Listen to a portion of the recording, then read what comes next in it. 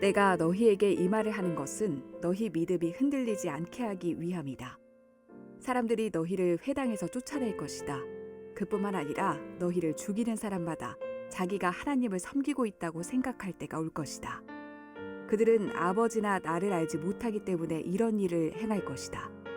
내가 지금 너희에게 이 말을 하는 것은 그때가 되면 너희로 하여금 내가 너희에게 일러준 말을 생각나게 하려는 것이다. 내가 처음부터 너희에게 이 말을 하지 않은 것은 지금까지 내가 너희와 함께 있었기 때문이다. 이제 나는 나를 보내신 분에게로 간다. 그러나 너희 중에서 나에게 어디로 가십니까? 라고 묻는 사람이 없다. 하지만 내가 이런 말을 함으로 너희 마음에는 슬픔이 가득하다. 내가 너희에게 진리를 말하겠다. 내가 떠나가는 것이 너희에게 유익하다. 내가 가지 않으면 보혜사가 너희에게 오시지 않을 것이다. 내가 가면 보혜사를 너희에게 보낼 것이다. 보혜사가 오시면 그분은 죄에 대하여, 의에 대하여, 심판에 대하여 세상이 잘못 생각한 것들을 책망하실 것이다. 그분은 사람들이 나를 믿지 않은 것이 바로 죄라는 것을 말해주실 것이며, 내가 아버지께로 감으로써 너희가 더 이상 나를 보지 못하는 것이 하나님의 의라는 것을 알려주실 것이다. 이 세상 통치자가 이미 심판을 받았다는 것이 심판에 관하여 그분이 책망하실 내용이다. 내게는 아직 너희에게 할 말이 많이 있지만 지금은 너희가 그 말을 도저히 이해할 수 없다. 그러나 진리의 성령이 오시면 그분이 너희를 모든 진리 가운데로 인도하실 것이다. 그분은 자기 마음대로 말씀하지 않으시고 그가 들은 것만을 말씀하시며 앞으로 될 일들을 너희에게 알려주실 것이다. 진리의 성령은 내 것을 가지고 너희에게 알려주심으로써 나를 영화롭게 하실 것이다. 아버지께 있는 것은 다 내 것이다. 그래서 내가 성령께서 내 것을 가지고 너희에게 알려주신다고 말한 것이다. 가슴에 손을 얹고 믿음을 고백하고 오늘 하나님께서 저에게 주시는 말씀 받겠습니다. 하나님은 나를 사랑하십니다.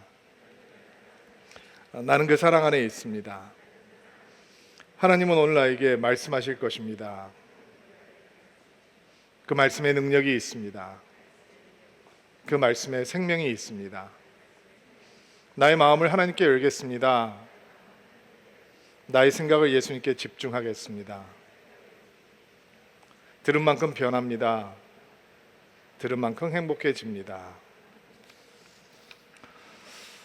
인생을 바꾸는 만남이 있어요.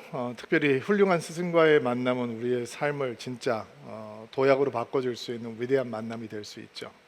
우리가 잘 알고 있는 헬렌 켈러라고 하는 사람, 눈도 보이지 않고 귀도 들을 수 없었지만 앤 설리번이라고 하는 사람을 만나서 시각장애인으로 처음으로 대학을 졸업하는 사람이 되고 작가로, 교육가로, 사회운동가로 선한 영향력으로 그의 시대가 지난 지 그렇게 오랜 시간이 되었는데 우리는 아직도 그의 이름과 그의 스승을 기억하며 이제 감동을 받는 인물이 되었어요.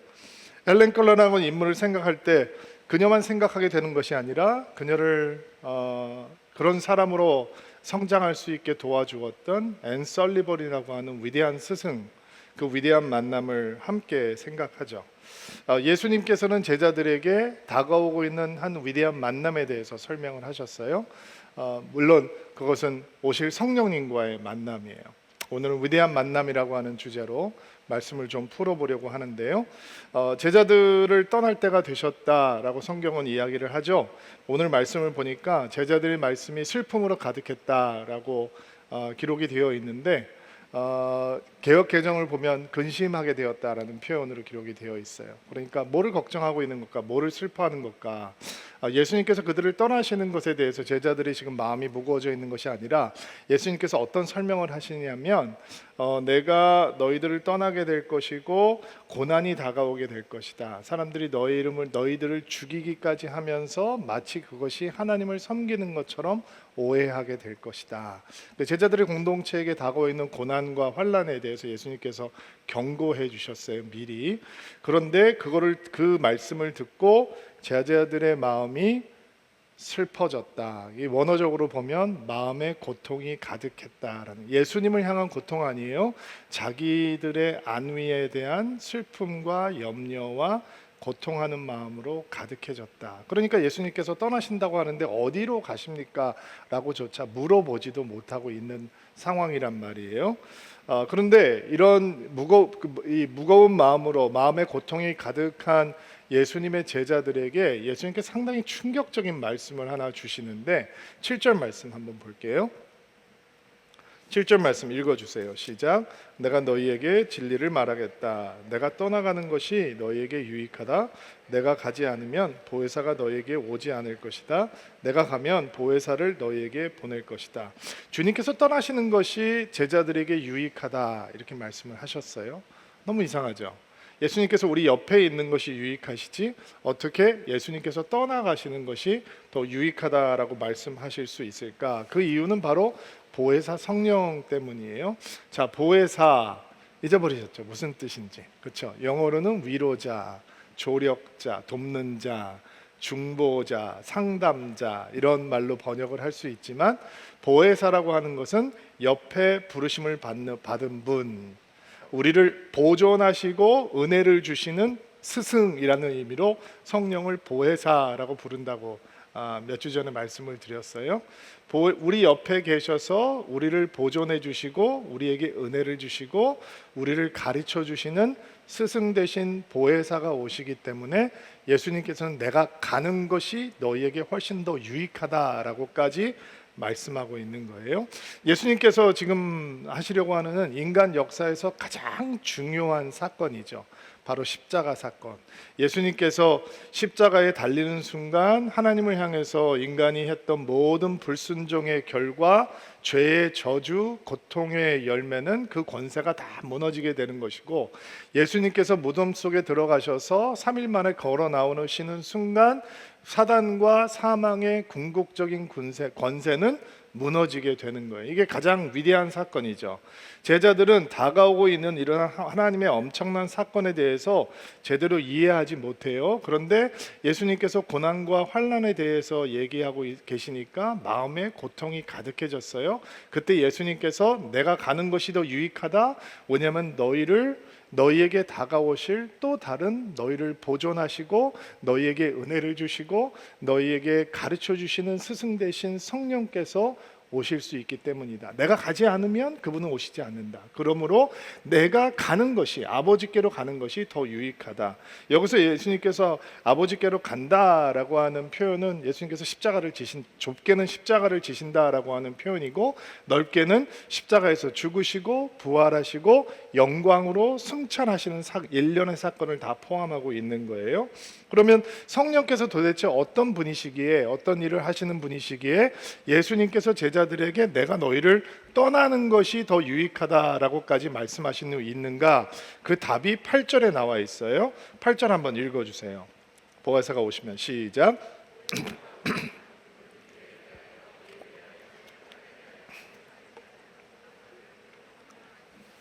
자, 보혜사가 오시면 그분은 죄에 대하여, 의에 대하여, 심판에 대하여 세상이 잘못한 것들을 책망하실 것이다.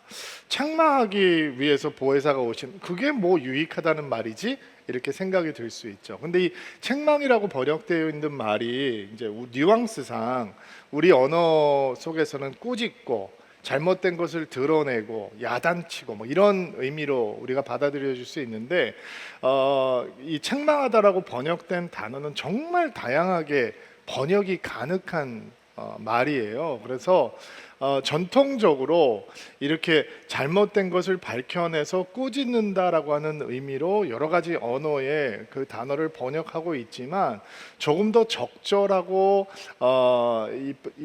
가까운 원어의 뜻에 가까운 해석은 깨닫게 한다, 혹은 깨닫게 해서 확신을 갖게 한다, 아니면 확신을 갖도록 깨닫게 한다, 이런 의미가 더 적절한 해석이에요. 그러니까 예수님께서 떠나시는 것이 유익해요. 왜냐하면 깨닫게 하시고 확신을 갖게 하시는 성령께서 오시기 때문이에요. 이해가 되시죠? 야단치러 오시는 성령님이 아니라 몰랐던 것을 깨닫게 하시고 흔들리고 확신하지 못했던 것을 확신하게 하시는 성령께서 오시기 때문에 예수께서 떠나시는 것이 오히려 더 유익할 수 있다는 거. 그럼 성령께서는 뭐를 깨닫게 하시는 분이냐? 세 가지가 나와 있죠. 죄에 대해서 깨닫게 해주실 것이고, 의에 대해서 깨닫게 해주실 것이고, 심판에 대해서 깨닫게 해 주실 것이다 라고 말씀하셨어요. 이렇게 보면은 이미지들이 그렇게 굉장히 율법적이고 종교적인 이미지를 가지고 있는데, 사실은 이 말씀을 이해하기 위해서는 정말 관계적으로 이해를 해야 하는 거예요. 예수께서 우리에게 다가오시면 우리가 하나님을 아들을 통해서 아버지를 알 수 있는 것처럼, 보혜사 되신 성령께서 우리에게 다가오시면 아들 되신 예수 그리스도를 제대로 깨닫고 확신에 거할 수 있게 된다라는 거예요. 그러면 성령께서 우리에게 행하시는 일을 오늘 두 가지로 묵상을 할 텐데, 지금 말씀드린 것처럼 확신 있게 깨닫게 하신다. 또 나중에 보겠지만 우리를 진리 가운데로 인도하실 거다라고 하는 약속이 나오는데, 먼저 성령께서 어떤 확신과 깨달음을 우리에게 주시는 하나님이신지 한번 묵상해 볼게요. 먼저 성령께서 오시면 죄에 대해서 확신을 갖고 깨닫게 된다라고 말씀하셨어요. 그러면 어떤 죄에 대해서 깨닫고 확신을 갖게 하시는가? 9절 말씀 볼게요. 읽어주세요. 시작. 그들은 사람들이 나를 믿지 않는 것이 바로 죄라는 것을 말해줄 것이며, 자, 세상에서는 죄라고 하는 개념을 두 가지 개념으로 이해를 해요. 두 가지 앵글로 보는 거예요. 하나는 법적인 앵글로 봐요. 또 하나는 도덕적, 윤리적 앵글로 보는 거죠. 죄를 볼 때. 그러니까 법적인 앵글로 죄를 보면 법의 테두리 안에서 법을 준수하고 있으면 괜찮지만, 법을 어겼을 때는 그것에 상당한 대가를 치러야 되는 거예요. 그러니까 감옥에 갇혀 있는 사람들은 들킨 죄인들인 거죠. 그럼 바깥에 있는 사람들은요? 누가 그러더라고요. 안 들킨 죄인이라고. 그러니까 이 법적인 앵글로 죄라고 하는 것을 보면 들키면 죄고 들키지 않으면 죄가 아니고, 그러니까 무죄하다는 것과 들키지 않았다라는 게 동의어가 되지 않는 거 너무 잘 알고 계시죠? 바깥에서 큰 소리 떵떵 치고 살고 있지만 안에 들어가야 있어야 되는 사람도 너무 많이 있는 시대를 살아가다 보니까, 죄를 바라보는 앵글은 법적인 앵글이 아니라 도덕적, 윤리적 앵글로 죄를 바라볼 수 있어요. 도덕적, 윤리적인 개념으로 죄를 이해하려면 기준이 있어야 되잖아요. 기준. 그렇죠? 그런데 사람마다 그 기준이 다르다라고 하는 것이 이제 문제가 되는 거죠. 목사님, 양심이라는 게 있지 않습니까? 우리 안에 있는 양심이 무엇이 도덕적이고 무엇이 윤리적인지를 증거합니다. 맞아요. 양심이 있죠. 이게 하나님께서 우리를 하나님의 형상으로 만들어 주셨다라고 하는 흔적이고 증거가 양심이거든요. 근데 이제 문제는 양심에 털난 사람들이 너무 많다는 거예요. 맞나요? 맞으면 고개 끄덕끄덕. 네. 우리는 물론 그렇지 않지만 이게 주변을 보면 양심에 털난 사람들이 너무 많아서 철저하게 자기 중심적이고 자기 합리화에 빠져 있어요.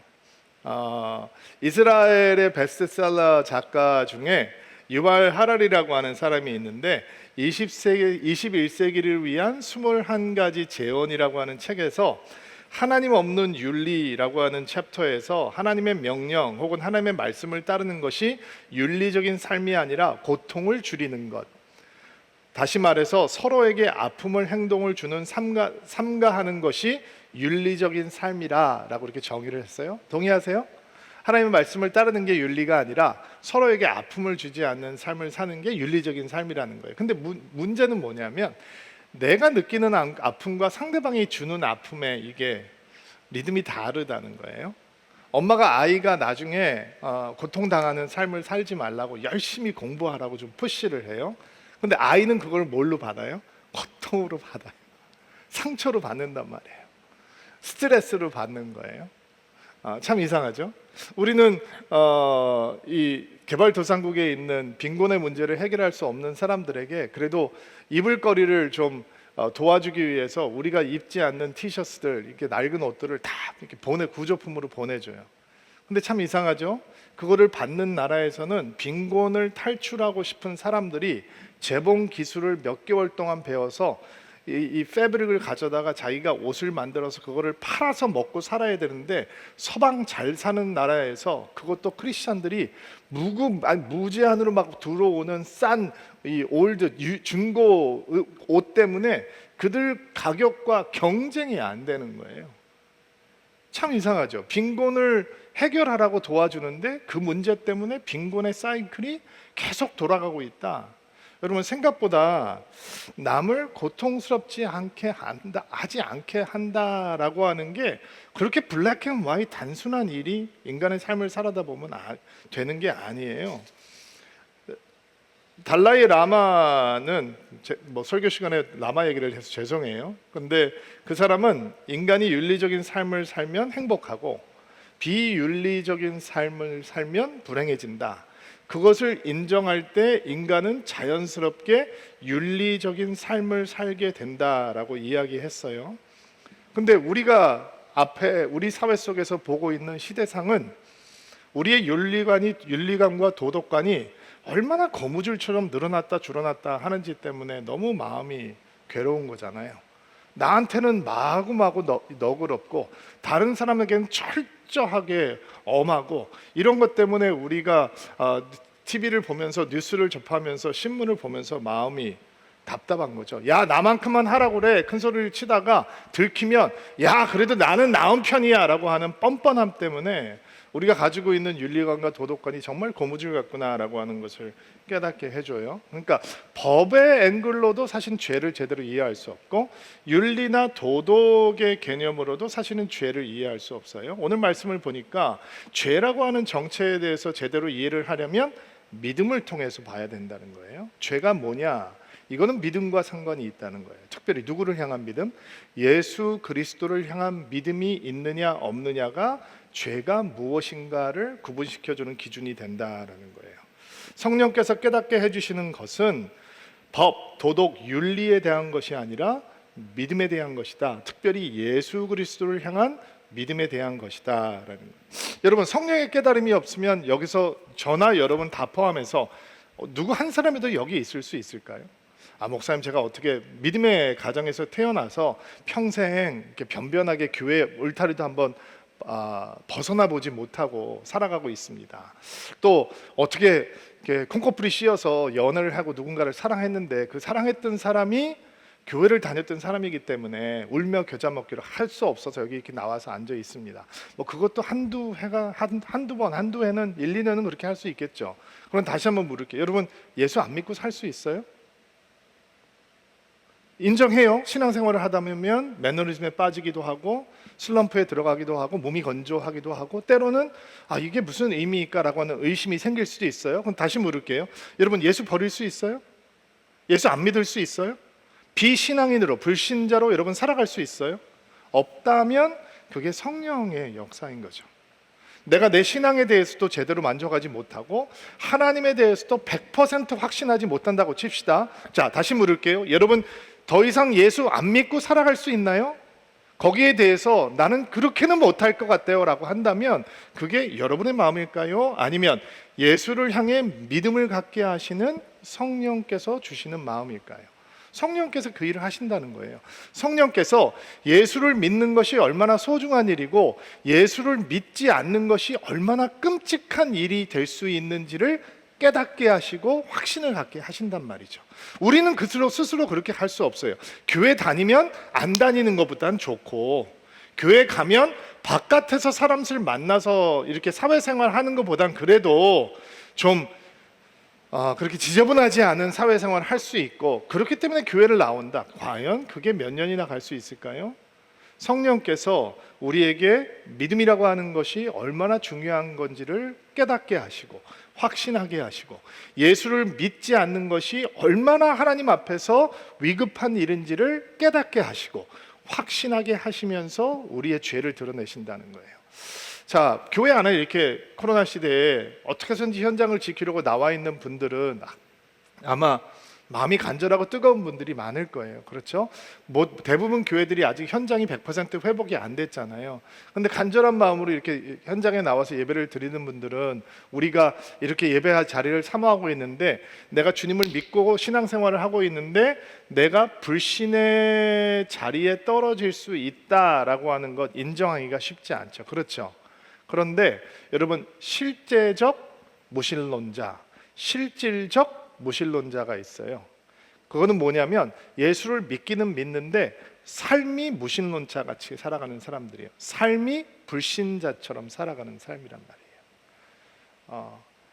믿는 사람인데 믿지 않는 사람과 똑같은 선택을 하면서 살아가는 사람들이 있다는 거예요. 성령이 하시는 일은 뭐예요? 그것을 찌르시고 깨닫게 하시고 믿음의 자리로 돌아오게 하신다라는 거예요. 보세요. 우리의 삶은 하나님을 향한 예배가 되어야 되고 신앙의 고백이고 사랑의 고백이 되어야 돼요. 그때 우리의 삶의 열매가 하나님께 영광을 돌리게 되는 거예요. 그런데 학생이 열심히 공부한다고 생각을 해보세요. 그래서 만약에 좋은 성적을 냈다면 그 성적은 하나님을 향한 영광이 될 수 있죠. 사랑과 예배의 고백이 될 수 있어요. 그런데 컨닝을 했다면, 그래서 우등생이 되고 장학생이 됐다면, 사람들은 교회도 열심히 다니더니 저렇게 장학금 달 만큼 공부도 잘하네, 참 믿음을 가지니까 유익하구나 라고 생각할 수 있지만 하나님 앞에서 그것은 불신의 행동과 똑같다는 말이에요. 직장에서 일을 하는 사람들이 좋은 성과를 내는 건 하나님 앞에 감사한 일이죠. 근데 속이고 불법을 하고 탈법을 하고 타협을 하고 술수를 부리고 세상의 온갖 방법보다 더한 것들을 통하여서 풍성한 결과를 해서 성과금도 받고 승진도 하고 성공도 했다. 사람들은 다 교회를 다니고 기도 열심히 하더니 저렇게 축복을 받고 사는구나 라고 생각할 수 있지만, 하나님께서 보시기에 그것은 실질적 불신자와 다름이 없다라는 거죠. 그러니까 우리가 성령 앞에서 깨달아야 되는 것은, 성령께서는 우리 예수를 믿는 것이 얼마나 소중한 것인지 깨닫게 해주시고, 그래서 우리가 여기 있는 거예요. 그리고 예수를 믿지 않는 것이 얼마나 위험하고 위급한 상황인지 깨닫게 하시고, 그래서 우리가 예수를 안 떠나고 있는 거예요. 그리고 이 세상을 살아가면서 믿음대로 살아가지 않는 것이 하나님을 얼마나 슬프게 하는지 깨닫게 하시고 확신하게 하심으로 영혼을 구원을 받는 믿음뿐만 아니라 매일매일 그 구원의 믿음을 따라 살아가는 모습을 갖게 해주시는 은혜를 주신다라는 거예요. 이 은혜를 여러분 누리시는 드림인들 되기를 주의 이름으로 축복합니다. 또 성령께서 깨닫게 해주시는 것은 의에 대해서 깨닫게 해주신다라고 말씀을 하셨어요. 의에 대해서 깨닫게 해주신다. 예수를 믿지 않는 불신의 죄를 성령께서 깨닫게 하실 때 우리는 예수를 믿겠다라고 하는 결단을 할 수 있죠. 그 믿음으로 성령께서 인도해 주시는 거예요. 우리가 예수를 믿을 때 어떤 일이 생기는가? 예수를 믿는 믿음 속에서 예수님의 의가 우리에게 바로 전가가 되는 거예요. 그러니까 예수님의 의가 우리의 의로움이 되는 거죠. 의롭다라고 하는 것은 하나님 앞에 깨끗하다라는 뜻이에요. 죄가 없다, 무죄함을 받았다 이런 뜻이에요. 그러면 성령께서는 우리가 어떤 존재임을 가르쳐 주시고 깨닫게 해주신가? 10절 말씀 보세요. 10절 말씀 한번 읽어주세요. 시작. 내가 아버지께로 감으로써 너희가 더 이상 나를 보지 못하는 것이 하나님의 의라 알려주실 것이다. 아버지께로 간다. 좁게는 무슨 의미라고 그랬죠? 십자가. 넓게는 십자가를 통과하고 부활을 거쳐서 하나님께로 영광으로 승천하시는 것까지 포함을 하고 있는 거예요. 예수님의 십자가 구속과 부활의 승리, 승천의 영광, 그 완벽한 구원 사역으로 말미암아서 예수님께서 너희가 의롭게 되었다라고, 너희는 하나님께 받아들여졌다, 하나님 앞에서 너희는 무죄하게 되었다라고 하는 것을 성령께서 확증시켜 주시고 확인시켜 주시고 깨닫게 해 주신다라는 거예요. 자, 우리가 우리의 노력으로 종교 생활을 열심히 해서 의롭게 되었다라고 믿는다면 우리는 바리새인들이 되는 거죠.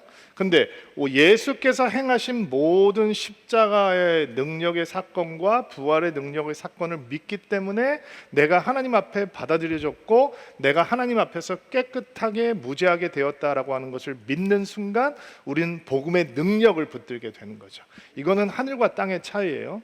만약에 바리새인들의 굴레에 떨어진다면 우리는 매일매일 하나님의 눈치를 보며 내가 이것을 하면 하나님께서 나를 싫어하지 않으실까? 내가 이것을 하면 하나님께 버림받지 않을까라고 살아가게 될 것이고, 나보다 못한 사람을 보면 교만하게 될 것이고, 나보다 잘하는 사람을 보면 비참하게 되겠죠. 그러나 오직 예수 그리스도께서 십자가에 행하신 구원의 사역을 신뢰하고 나는 그분을 믿음으로 그분의 의가 우리에게 전가되었음을 믿습니다 라고 하는 순간 날마다 우리는 복음의 능력 가운데 거하는 신앙을 가질 수 있는 것입니다.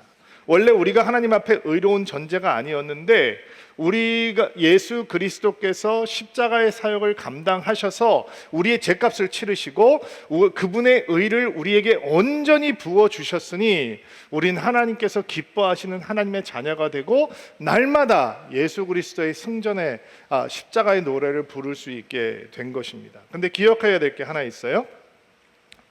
우리가 예수님의 의가 우리에게 전가되었는데도 불구하고 아직 우리가 완전히 영화로운 존재가 되지 않았기 때문에 여전히 이 땅에서 살아가고 있기 때문에 죄의 본성이 남아있어요? 안 남아있어요?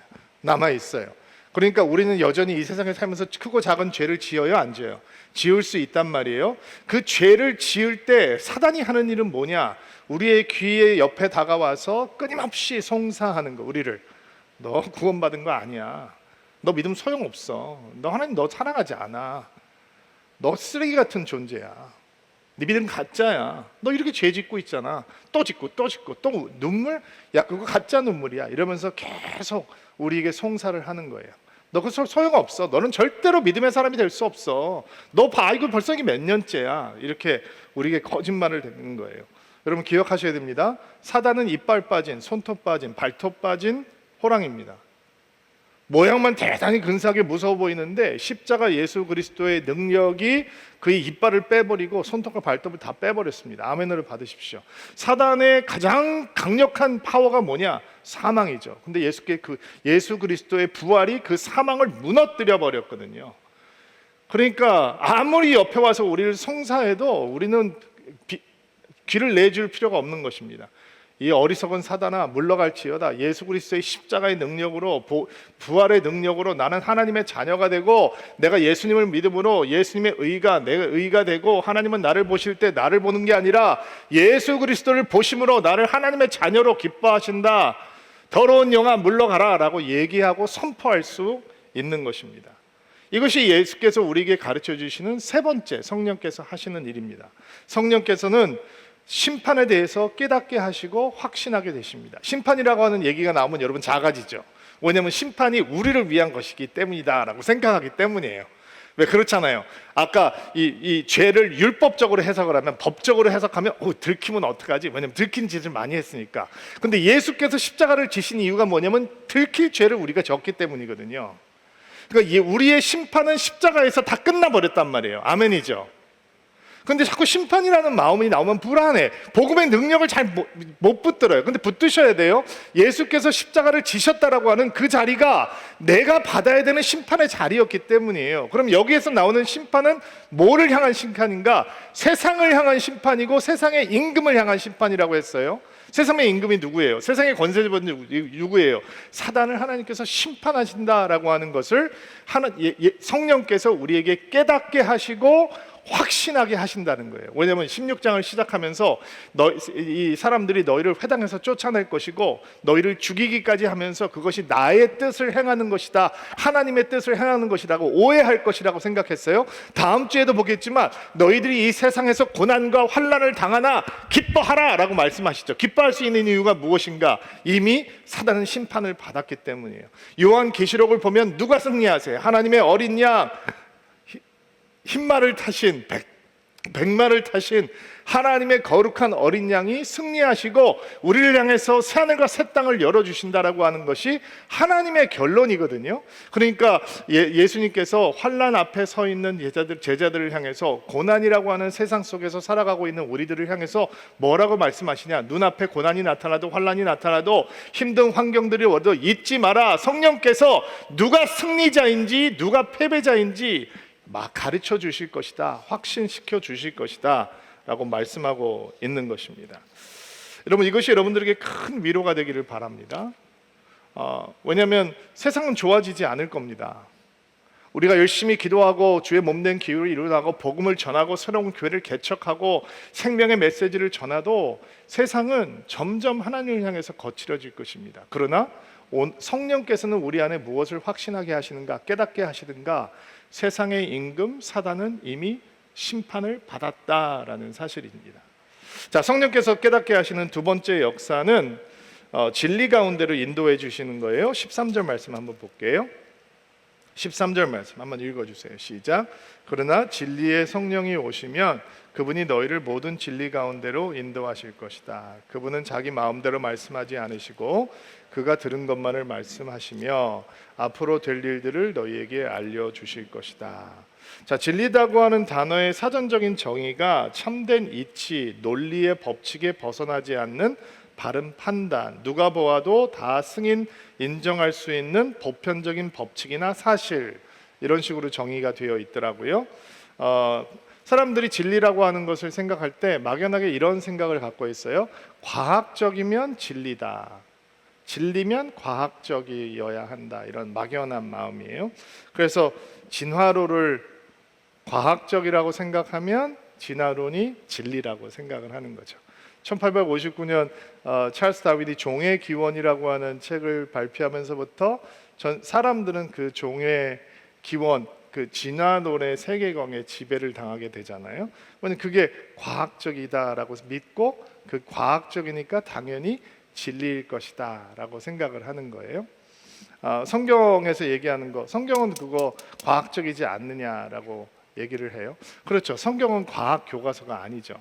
생물학, 지질학, 물리학, 화학 교과서가 아니에요. 그것은 하나님의 의도가 아니죠. 이 성경을 기록하신 이유는 하나님의 구속사, 구원의 역사를 보여주시기 위해서 기록한 것이니까 성경을 통해서 과학적인 증명을 해낸다고 하면 분명히 논리의 한계가 생길 수 있어요. 근데 사람들이 그렇게 이렇게 흔들리지 않고 있는 신념을 갖고 믿고 있는 진화론이 과학적이다라고 하는 사실이 정말 진리일까요? 그럴까요? 많은 사람들이 화석이 그렇게 많이 발견되었기 때문에 화석의 존재들이 진화론을 증거하는 증거물이 된다, 증명해주는 증거물이 된다라고 생각해요. 정말 그럴까요? 여러분, 진화론자들은 화석이 자신들의 theory를 증명해주는 발판이 된다라고 믿을까요? 1981년 맷 리들리라고 하는 사람이 뉴 사이언티지에서 어떤 진화론자도 진화 증거로 화석 기록을 사용하지 않는다라고 발표를 했어요. 대표적인 진화론자였던 마이클 루스라고 하는 사람도 화석 기록에는 너무 많은 간격들이 있고 이것들이 일목요연하게 연결되어 있지 않다라고 바이오 사이언스지에서 밝혔고 화석으로 진화론을 절대로 설명할 수 없다라고 하는 결론을 냈어요.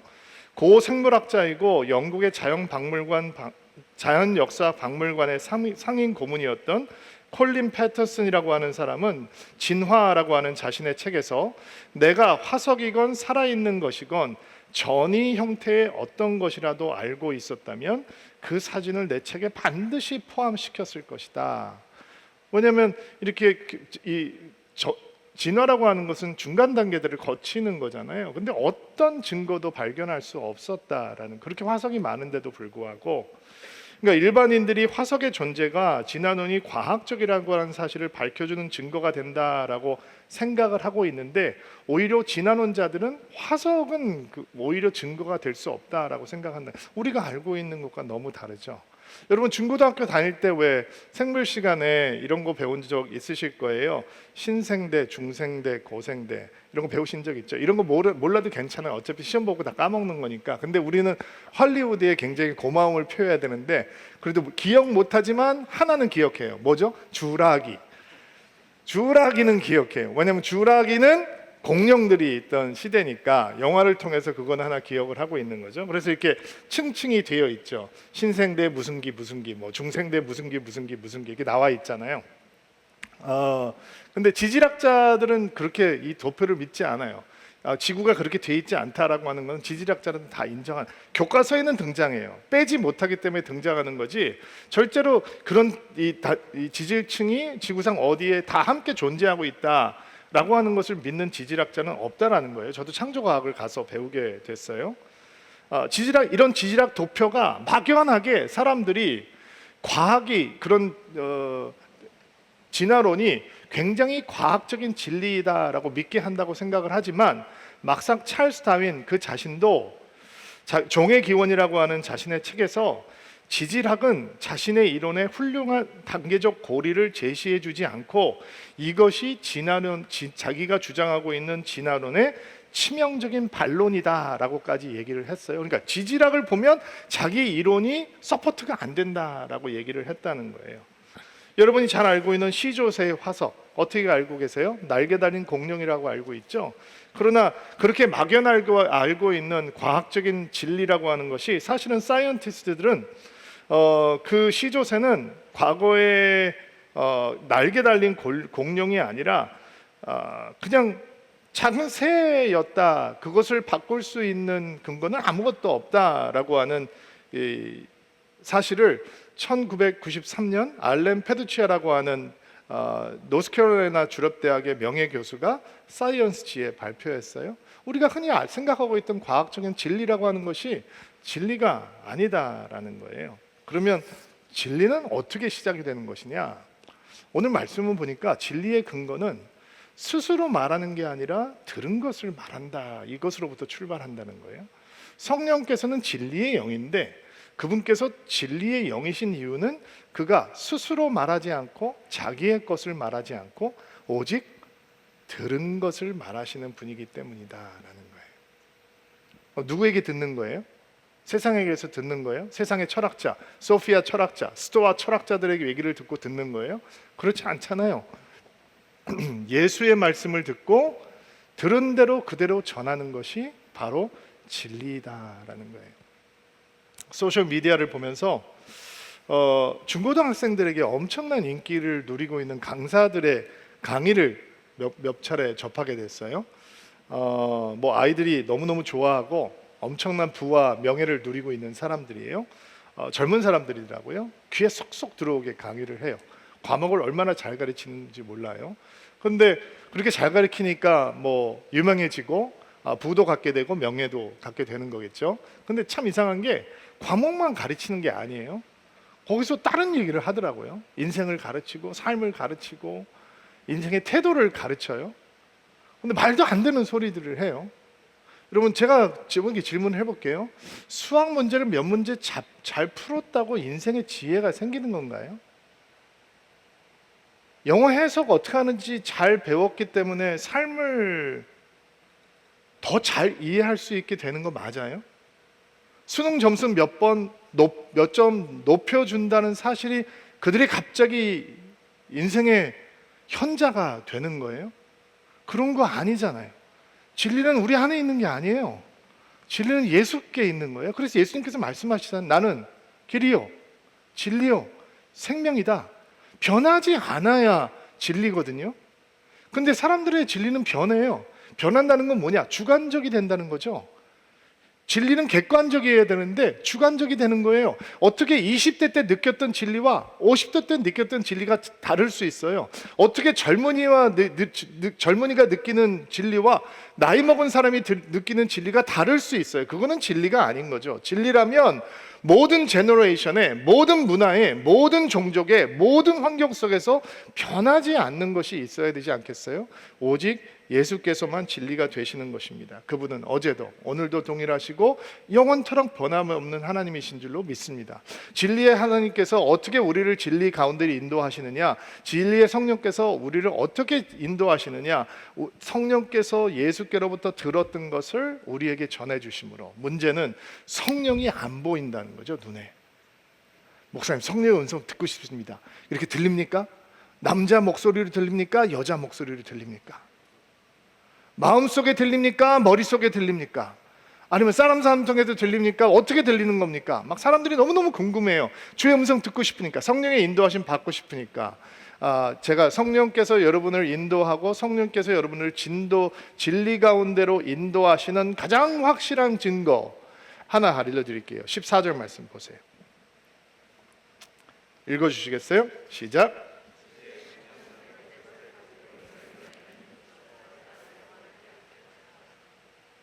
자, 성령께서 우리를 진리로 인도하시면 누가 영화롭게 된다? 예수가 영화롭게 된다는 거예요. 내가 드러나는 거 아니에요. 내가 원하는 게 이루어지는 것이 아니라 성령께서는 진리의 영이시고 들은 것만을 우리에게 말씀하시고 깨닫게 하시고 거기에 확신하게 하시는 분이기 때문에 그분께서 우리에게 말씀하시기 시작하면 우리의 삶에 예수께서 영화롭게 된다. 오직 예수님께만 영광이 된다. 주의 몸된 교회가 성령으로 충만해지면 충만해질수록 목사나 교회가 영화로움을 받는 것이 아니라 오직 예수가 영화로움을 받는다. 이것이 성령께서 우리를 인도하고 있다라고 하는 증거예요. 말씀을 마무리할게요. 성령과의 만남은 우리가 가질 수 있는 가장 위대한 만남이에요. 사모하세요. 성령께서 우리에게 오시면 예수를 믿는 것이 얼마나 소중한지, 예수를 믿지 아니하는 것이 얼마나 끔찍한지, 매일매일 믿음을 따라가면서 살아가는 것이 하나님을 얼마나 기쁘게 하시는 건지 확신하게 하시고 깨닫게 하시고 그것을 알게 하세요. 성령께서 우리에게 오시면 우리가 예수 그리스도의 십자가와 부활의 능력으로 하나님 앞에서 얼마나 의롭게 되었는지 증거하세요. 마귀의 거짓말에 속지 않게 하시는 거죠. 성령께서 우리에게 오시면 이 세상의 임금 사단은 무너졌고 사단의 권세는 끝났다라고 하는 것을 확신시켜 주세요. 깨닫게 해주세요. 그래서 인간의 이 환난이라고 하는 인생의 현장에서도 우리는 제자들처럼 죽음 끝에서도 부활의 영광을 보고 하나님을 바라볼 수 있게 하시는 거예요. 성령께서 오시면 우리를 진리 가운데로 인도하세요. 진리는 예수님으로부터 나오는 거예요. 내가 가지고 있지 않아요. 변하지 않는 진리가 우리 가운데 임해오고 우리가 진리를 따라가고 있는 삶이 되었다라고 하는 증거는 내가 영광스럽게 되는 것이 아니라 예수께서 영광스러워지는 거예요. 이런 삶을 사는 드림인 한 분 한 분 되기를 주의 이름으로 축복합니다. 여러분과 성령과의 뜨거운 만남이 있을 수 있도록 축복하고 기도하겠습니다. 하나님, 가슴에 손을 얹고 안수하는 드림인 한 분 한 분이 성령을 뜨겁게 사모하게 하옵소서. 우리를 보존하시고 은혜 주시고 가르쳐 주시는 스승 되신 보혜사 성령, 그분과의 만남이 얼마나 중요하면 예수께서는 내가 너희를 떠나는 것이 유익하다라고 말씀하셨습니다. 그래서 사모합니다. 성령님, 우리를 만나 주옵소서. 우리를 깨닫게 하시고 확신 가운데 거하게 하옵소서. 예수를 믿는 것이 얼마나 소중하며 예수를 믿지 않는 것이 얼마나 어두운 일인지 깨닫게 하시고 그래서 믿음으로 거하는 저희들 되게 하옵소서. 우리가 하나님 앞에 의롭게 되었다라고 하는 복음의 현실이 우리의 마음을 하나님의 시큐리티 가운데 거하게 하시고 흔들리지 않는 견고한 믿음을 갖게 도와주옵소서. 사단의 무너진 권세를 바라보며 승전가를 부리는 그리스도인들이 될 수 있도록 도와주옵소서. 우리에게 어떤 고난과 환난이 다가올지라도 믿음의 영광을 바라보고 승리할 수 있는 우리들 되게 하옵소서. 진리의 성령을 사모합니다. 세상에 거짓의 소리가 너무 많고 세상에 너무 주관적인 진리가 많아서 영원히 변하지 않는 예수님, 진리의 대신 예수님을 바라보는 인생이 되기를 원하고 예수께 들은 것만을 우리에게 전해주시는 성령님을 통해서 진리의 사람, 진리를 믿는 사람, 진리를 아는 성도들이 되기를 원합니다. 성령께서 인도하여 주시고 우리의 삶의 모든 열매가 예수님을 영화롭게 하는 열매 될 수 있도록, 우리의 삶의 모든 자리가 예수님께 영광을 돌리는 자리가 될 수 있도록 주께서 축복하여 주시옵소서. 예수님의 이름으로 기도하옵나이다. 아멘.